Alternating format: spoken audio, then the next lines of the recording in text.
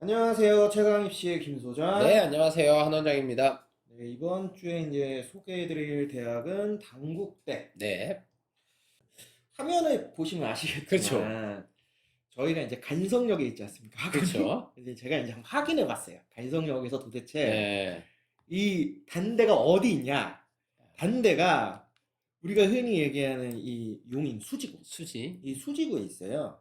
그래서 여기까지 지금 보셨을 때 자동차로 일반적으로 우리가 흔히 얘기하면 1시간 정도. 근데 네, 학생들이 외곽 왜 타니까. 대중교통 그리고 이용해야죠. 대중교통을 만약 탄다고 하면은 뭐 이제 버스죠. 이제 시외버스, 네, 시외버스를 이제 이용해서 간다고 하면 1시간한 40분. 그러니까 한 대략 2시간 정도 두 시간 걸리는 걸린다는 거예요. 소리예요. 그러니까 저희 인천지구에서 엄청 멀어요. 솔직히 멀죠. 말씀드리면. 네, 그리고 뭐 서울을 기준으로 한다 하더라도 거진 1시간 네, 걸려요. 그렇죠. 그러니까 뭐 인천에서 서울도 거리가 꽤 멀다고 생각은 하지만 그럼 뭐 서울에서 그럼 뭐 용인 수지가 30분 컷에 들어오는 데도 있죠, 그렇죠, 강남은. 있죠. 그런데 우리가 얘기하는 이제 중심 지역을 기준으로 하면 전부 1시간 거리. 그렇죠. 이제 그러다 보니까 요런 부분들이 이제 단대에 대해서 학생들이 조금 선호도가 조금 낮은 부분들이 생기는 게 아닌가. 요런 것들을 한번 우리가 단편적으로 좀 볼 수 있지 않을까 싶고요. 이거를 이제 저희가 그냥 먼저 얘기를 한 거는 요 라인에 있는 대학들 중에서는 매우 특이하게 일단 서울에 있진 않다 보니 그렇죠. 그런 부분에서 솔직히 단대 하면 뭐 다들 그렇게만 생각하신단 말이에요. 용인 아니면 이제 천안 캠퍼스. 네. 근데 어떻게 보면은 천안 캠퍼스는 많이 들어봤어.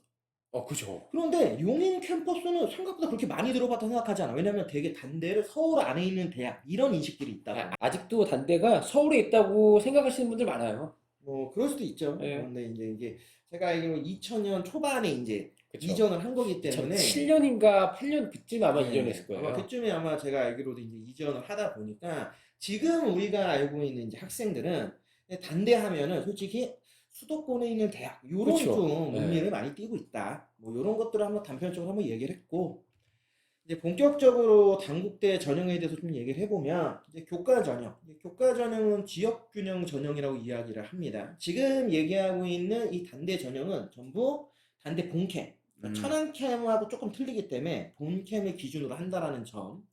그래서 본캠에서는 지역 균형, 근데 연도 및 추천 인원에 대해서 제한이 아예 없어요. 음, 누구나 다 지원이 가능하다. 그리고 이제 교과 100%입니다. 이제 요 라인에선 되게 이제 공통 일반이 80%, 그리고 이제 음. 진로 선택 과목을 한 20% 정도 반영을 하는데, 진로 반영 교과에 대해서는 학교에서 친절하게 설명해 놨어요. 상위 3과목씩만 반영을 우리가 하겠다. 그리고 A는 1등급, 음. B는 2등급, C는 5등급을 준다. 그렇기 차이가 좀 많이 때문에, 나네요. 예, 무조건 A 받아야 아, 된다. 예, 그렇죠. 솔직히 B 받는 것도 불리하다. 이렇게 네. 생각을 하셔야 됩니다. 그리고 수능 최저가 걸려 있습니다. 인문계열, 자연계열 전부 다 2합 6.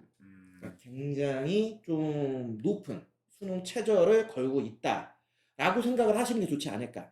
그러니까 요즘에는 웬만하면 다 2합 6, 뭐 2합 7 이러다 보니까 저희가 이제 얘기만 들었을 때는 누구나 다 할 수 있는 게 아니냐 이런 생각들을 많이 하는데 아무나 못하죠.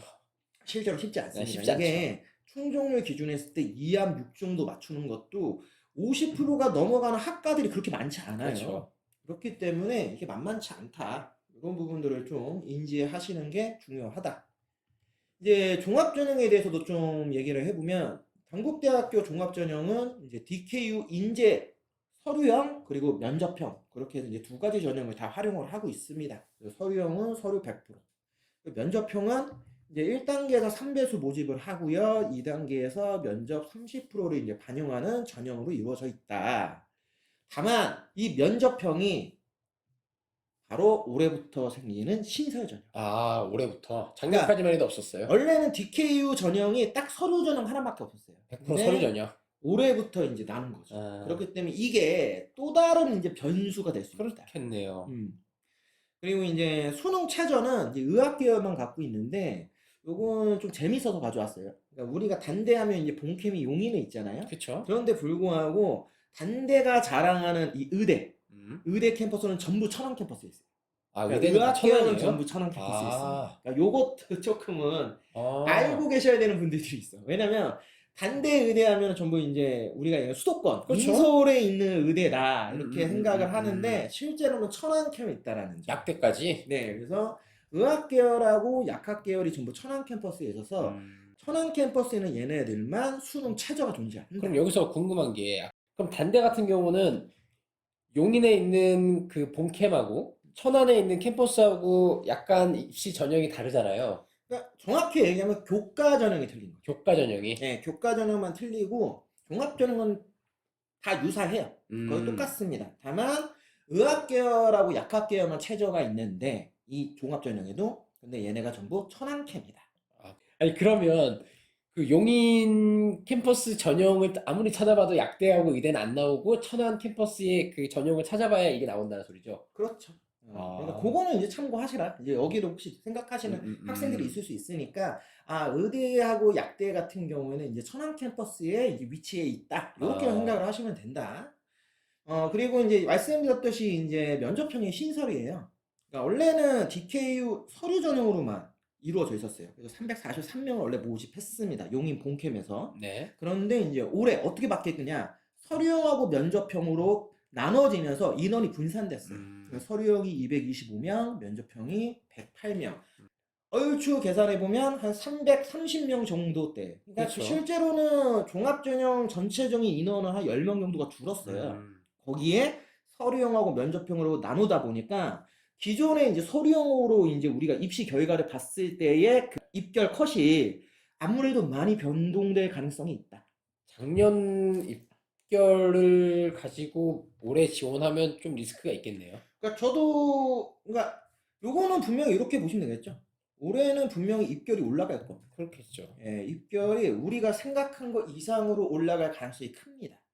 그러면 그렇다고 해서 면접형은 뭐 입결이 낮을 거냐? 전 그렇게 생각하지 않습니다. 그렇겠죠. 왜냐면 우리가 이 생각을 해야 돼요. 그러니까 단대를 우리가 용인에 있기 때문에 인서울이 아닌 거 아니냐 우리도 이런 얘기를 하지만 실질적인 학교들의 우리가 이제 정시 컷이나 여러 가지 교과 전형 컷들을 기준해서 따져봤을 때 단대가 몇몇 특정 학과들은 세종대보다 훨씬 세요. 그러니까 원래 요 라인에서는 이렇게 좀 생각을 하시는 게 좋지 않을까. 그러니까 국민대하고 숭실대가 아무래도 이제 서로 좀 라이벌 관계 같은 구도. 네.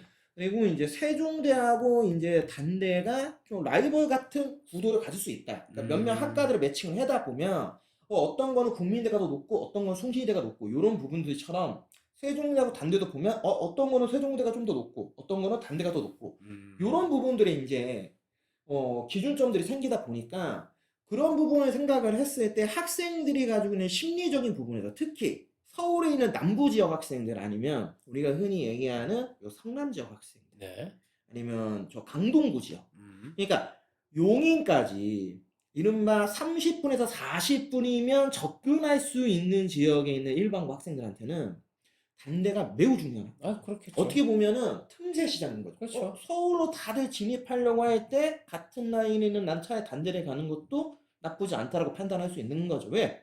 어차피 통학 라인을 기준했을 때는 무조건 1시간 컷 안에 다 들어와 버리거든요. 그러니까. 특히 요 지역에는. 네. 그러니까 요 지역에 있는 학생들한테는 단대를 매우 쉽게 접근할 수 있다. 반대로 저희 지역에 있는 인천 아니면 서울의 이 서부 라인 지역 그렇죠. 예를 들면 이제 강서구, 네. 목동, 영등포 지역 아니면 뭐 은평구 이쪽 라인에서는 거리가 꽤 되죠. 거의 인천에서 거의 단대 가는 거와 똑같아요. 그렇죠.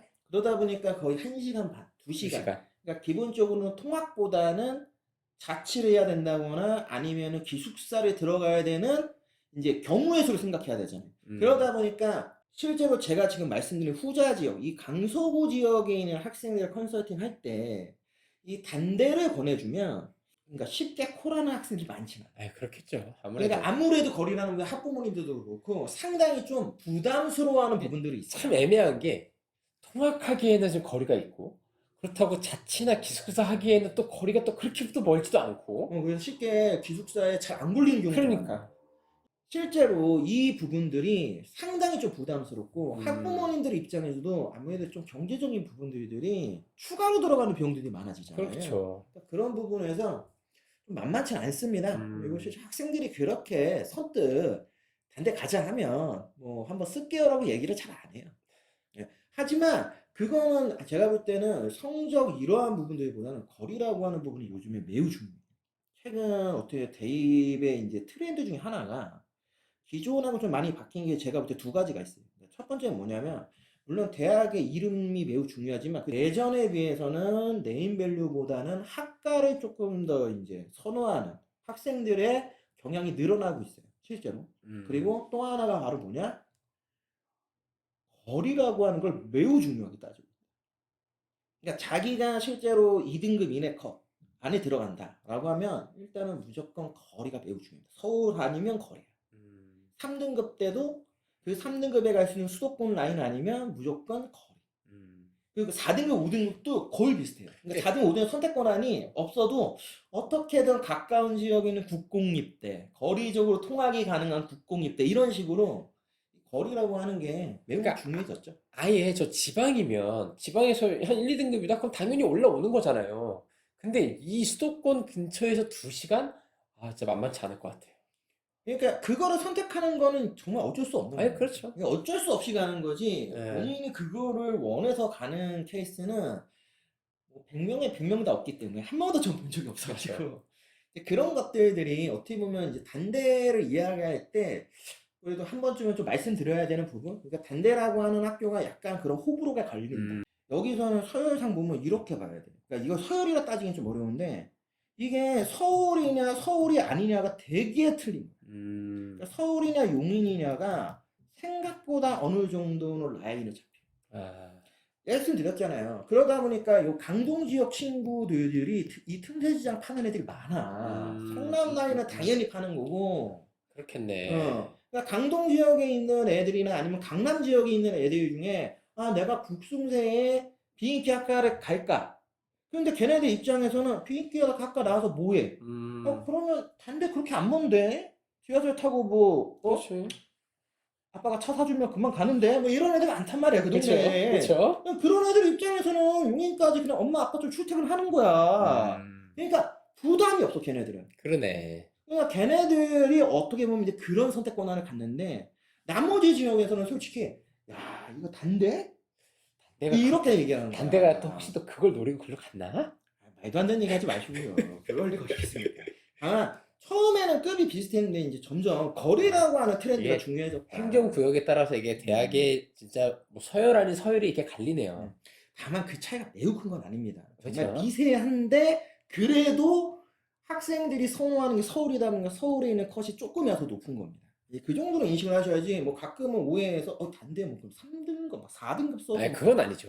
천안 캠퍼스 때문에 헷갈릴 수는 있어요. 그렇죠. 왜냐면 천안 아, 캠퍼스가 그러네. 있으니까 막 예. 4등급도 붙고 하거든. 근데 본캠, 용인캠만 기준으로 하면 2등급 말 정도, 그러니까 2등급 후반 라인 정도에서 거의 갯된다. 운이 좋으면 3등급 극초도 가능하지만 대개 2등급 후반 정도가 아마 종합전형에서 걸릴 수 있는 기준 컷이다. 요 정도로 좀 판단을 하셔야 돼요.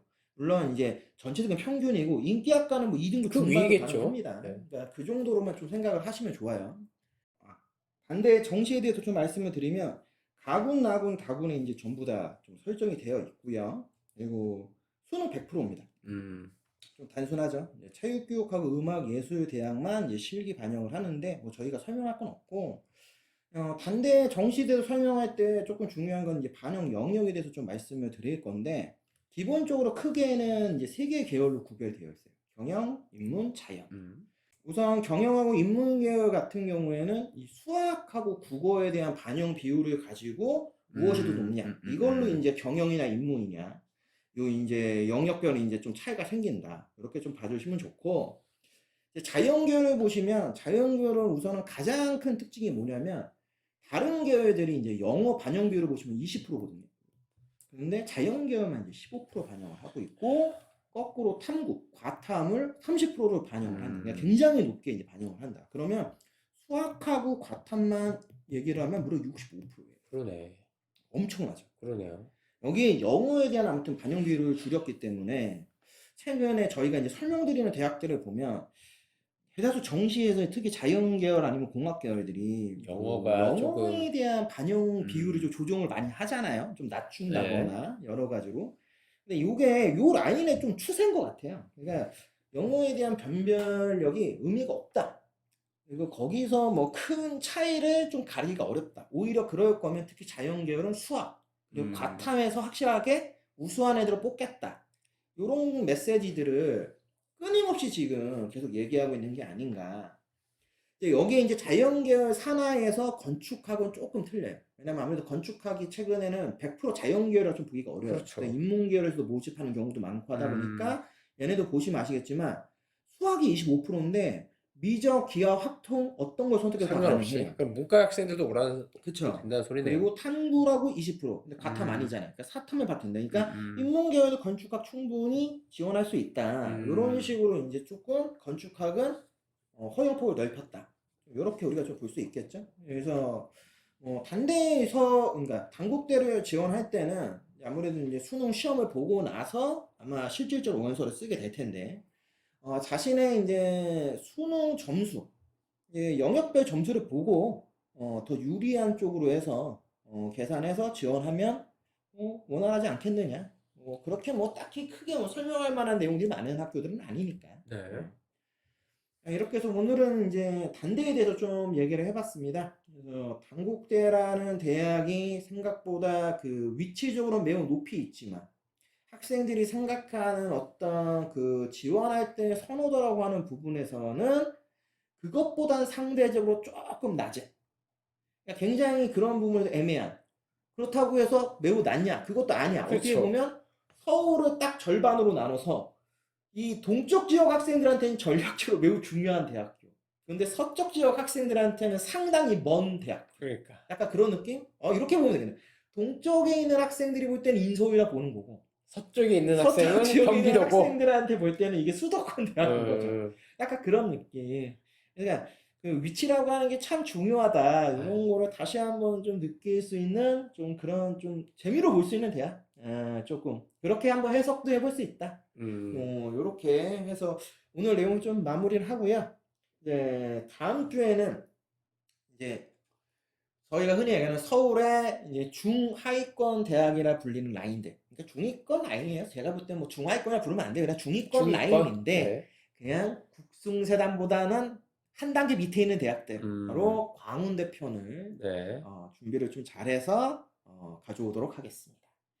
최강스카이학원과 함께하는 최강시연구소의 김소자. 네, 지금까지 한원장이었습니다. 다음 시간에 다시 찾아뵙도록 하겠습니다.